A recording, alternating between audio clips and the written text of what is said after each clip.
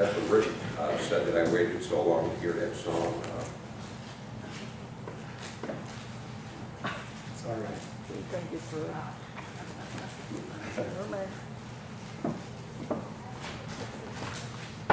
Scripture today is Mark 13, 24 through 37.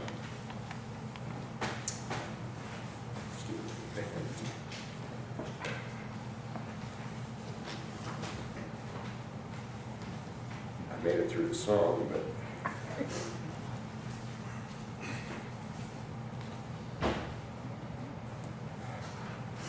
in those days, after the suffering of that time, the sun will become dark, and the moon won't give its light.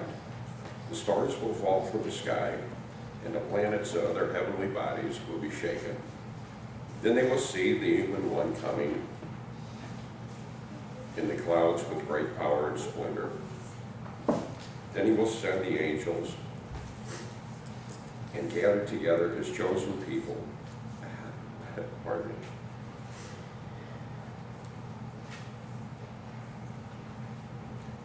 Then he will send his angels and gather together his chosen people from the four corners of the earth, from the end of the earth to the end of heaven. Learn this parable from the fig tree. After its branch becomes tender and it sprouts new leaves, you know that summer is near. In the same way, when you see these things happening, you know that he is near at the door. I assure you that this generation won't pass away until all these things happen. Heaven and earth will pass away, but my words will certainly not pass away. But everybody knows when that day or hour will come. But nobody knows when that day or hour will come, not the angels in heaven and not the Son. Only the Father knows. Watch out and stay alert. You don't know when the time is coming. It is as if someone took a trip, left the household behind, and put the servants in charge, giving each one a job to do, and told the doorkeeper to stay alert. Therefore, stay alert. You don't know when the head of the household will come, whether in the evening or at midnight, or when the rooster crows in the early morning or at daybreak. Don't let him show up when you weren't expecting and find you sleeping. What I say to you, I say to all, is stay alert. This is God's good news for all of God's people. Thanks be to God.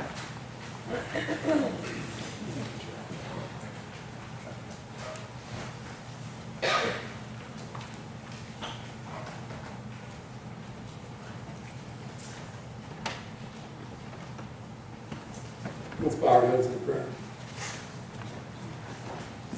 Gracious Lord, may the words of my mouth and the meditations of all of our hearts be acceptable in your sight, we pray. Our rock and our Redeemer. Amen.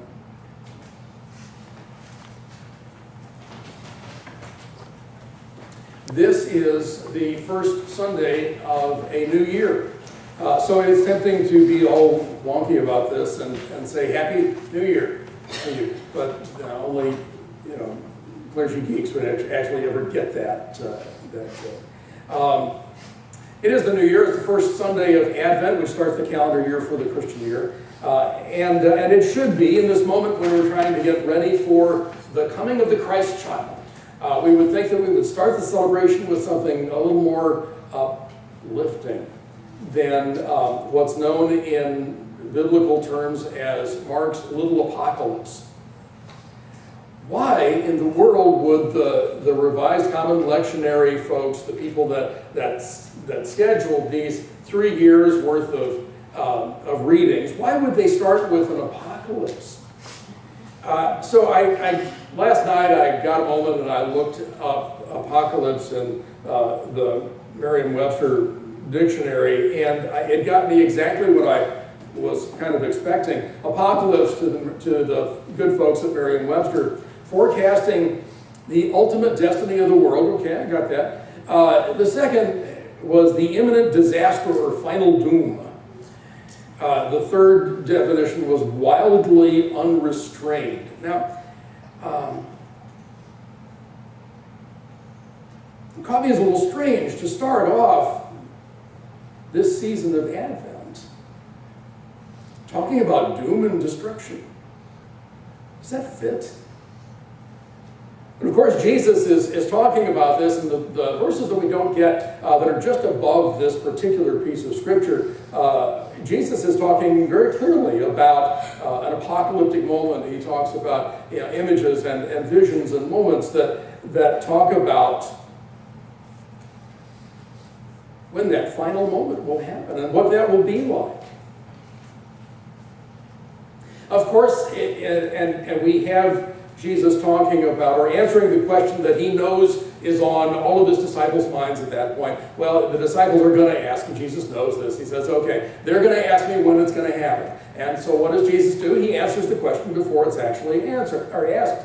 And he says to them in a rousing, very clear and very understandable voice, he says, I don't know.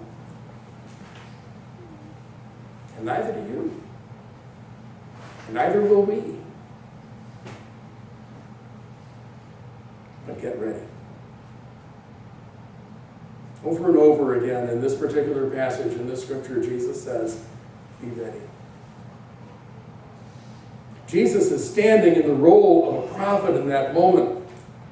Now, contrary to popular belief, what you may be thinking about what a prophet is, we're not talking about a soothsayer or a fortune teller. We're talking about someone who has an understanding of the moment and the time, and in Jesus' moment is hearing the voice of his own Father.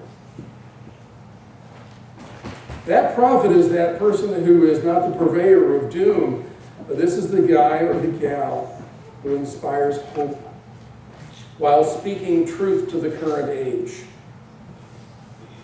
And that's the distinction that I want to try and tease out this morning in hopefully a fairly brief message today. The prophets may warn about consequences, but they always offer hope. If we're paying attention, it's the rest of the story, it is the rest of that moment, it is what the prophet is actually pointing us to, warning us away from, saying will happen. And if we pay attention, that prophet is pointing to hope and not doom. It is a shift in how we look at the warning to get ready. Now, people who believe in apocalypses or apocalyptic moments, or if you watch way too much zombie movies, then you stand the risk of being one of those doomsday preppers who's going to dig a hole in their backyard and line it with concrete and stock a whole bunch of supplies that they'll never ever get to. Okay, and if it happens tomorrow, God bless those smart people. I'll be knocking on your door, but. Do you want to live your life like that? Scared and frightened and quite frankly, hugging yourself in a corner somewhere thinking that the next moment is going to be the end of time. Frankly, that is a hellacious way to live. The fact that those movies are so popular, and I have to tell a story on Kim because she's not here to defend herself, that she's a big disaster movie freak, and absolutely she'll loves the disaster movies, but you know why she does? Because in the end, the good guys win. There's hope at that moment, and isn't that kind of what we're hoping for in our own time? I wonder if that's not why disaster movies are so popular now, even the ones that don't lead to any kind of hope at the end. Because we have this inner understanding of dread, this moment that we are so stressed out. And so we want to see this movie, this time, this presentation that somehow will tell us that at the end of the day, as the final reel goes, just before the credits happen, the good guys win. How many of us are living in that kind of dread? Waiting in anxiety for the next disaster to happen. Jesus made it clear that we should not put our faith in our own preparations. So if you think that this particular scripture is encouraging you to Stock up your back pantry and line that back room with a little lead and concrete, just so that you can have your stuff all ready when the end comes. And no, that's not what Jesus is saying. In the Gospel of Matthew, in the 6th chapter, in the 19th through the 21st verses, Jesus tells us not to put our faith in the stuff that we can gather around us, not to lay up our treasures here on the earth, where moth can consume and rust will take, and thieves will break in. But he says to put our treasure in our hearts.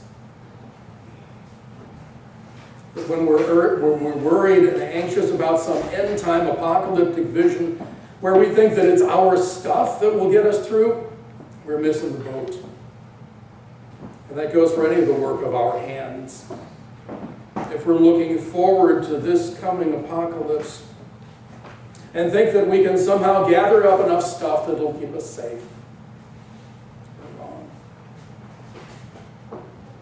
That's why instead of getting ready for the coming apocalypse, Advent calls us to get ready for the coming Messiah. And there is a huge shift in that difference. Only then will we be finally able to weather the storm. It is such an incredibly different expectation. In the newsletter that's out in the foyer, I actually stole a little piece from the newsletter that I wrote a couple of days ago. Because I talk about this particular shift, this moment of changing expectations, and it's a little bit like the difference in expectation if you are going into a moment when you are going to go sit down and take a final that you have not studied for. And maybe that's part of this anxiety and fear and expectation that nothing good is going to come from this particular moment in time. Is that our expectation, or is it something a little bit different? Is it possibly that moment when you know that you're going to meet a friend that you haven't seen before, someone that you love dearly and respect tremendously, and you can't wait to get back in touch and to have a moment to talk with that individual and unpack that moment and talk about the good times? Maybe that's the expectation that we should be focusing on now. Not the fear, but the joy. The difference between dread and great joy is being ready or even eager for that moment. Can you imagine being eager to sit down for a final that you've never taken or never studied for? No. But Jesus asks us to be ready and eager and looking forward to this moment when we meet Him. The scripture that Cindy talked about last week and did a really good job talks about that moment when the people that didn't even know that they were serving Christ were so eager to help those that were around them. And the image that I get out of reading that particular scripture out of the end of the 25th chapter in Matthew, is that these people did it with joy and with gratitude and didn't expect any kind of payment at all. They did it out of love. And isn't that how we should be expecting to find Christ? Isn't that how we should be expecting to have that moment? A story that I tell on Brian way too often is Brian was about our son, Brian, about 4 years old or so, maybe 5. And it was one of those Christmas mornings, and it was quiet, it was peaceful. Brian was still in the sack, and the tree was all decorated, and the presents were all wrapped, and Kim and I were up early because we really loved that moment of peace, that moment of peace before the kids get up. So we were drinking a cup of coffee and just savoring that quiet time. Suddenly, everything got still. It's that Christmas morning kind of still. And we heard from the hallway this little voice that said, "It's Christmas." Isn't that the expectation that we should have? Isn't that the image?